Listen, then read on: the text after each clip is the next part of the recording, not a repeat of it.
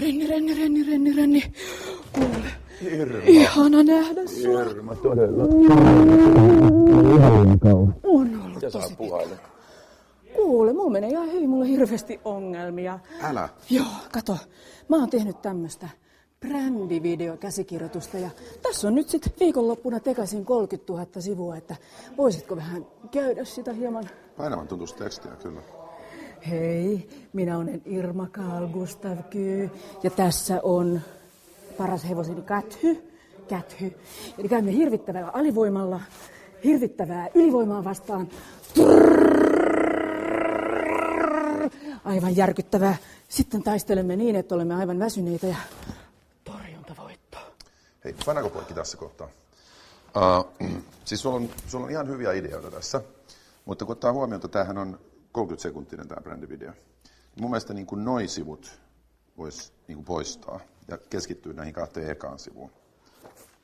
Että se olisi niin kuin semmoinen eka juttu. Ja haluatko vielä ottaa niin kuin toisen? No jos mä aloitan niin kuin heti silleen. Joo, mutta sitten tässä on myös se, että mä olin huomaavinani, että sun brändivideo on ilmeisesti niin kuin Mannerheim-painotteinen. Joo, kyllä. Ja sä oot vähän niin kuin myöhässä tämän jutun kanssa, koska mä olen niin kuin jo itse tekemässä myös sitä Mannerheim-juttua, joka ei ole mikään brändivideo, vaan siis ihan koko pitkä elokuva. Ei. Tosi epäreilua minun olisi pitänyt kuule patentoida tämä hanke jo ajat sitten. Tän siitä saa kuule, kun on tyhmä naisihminen eikä osaa toimia ajoissa. Ihan hirvittävää, mutta arvaan mitä. No. Ei kannata koskaan jäädä tuleen makaamaan, vaan tästäkin voi poikia jotakin hyvää. Minä voin aina tulla sinun prokkikseesi. Ja jos ei muuta, niin minä omistan tuhansia hehtaareja metsää tuolta rajalta. Ja voit koska tahansa vuokrata halvalla minun pöllivuudini. Kiva. Neuvoteltaisiko tästä itsenäisyyspäivänä? Kuule, ihan milloin mulla on tahansa, mutta ei itsenäisyyspäivänä. Katso, minähän olen siellä TV1 Linnan juhlat jatko-ohjelmassa ja arvostelen Suomi-brändivideoita siellä.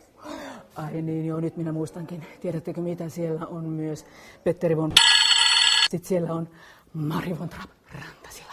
Ja sinä Renny. Ihanaa. Ja sinä Irma. Melkein, paitsi että minä olen tikattavana, mutta ei kerrota siitä muille. Ei kerrota. Mutta hei, vielä yksi asia. No. Sun äiti soitti mulle tuohon mun jänkkikännykkään ja pyysi sanomaan terveisiä. Joo, kyllä. Ei. Kuule, joo, ihanaa oli nähdä. Terveisiä äidille. Nähdään taas. Joo. Hei vaan, hei. Hei. Ja Linnan jatkoilla tavataan asiaa ja asennetta A-tuubissa.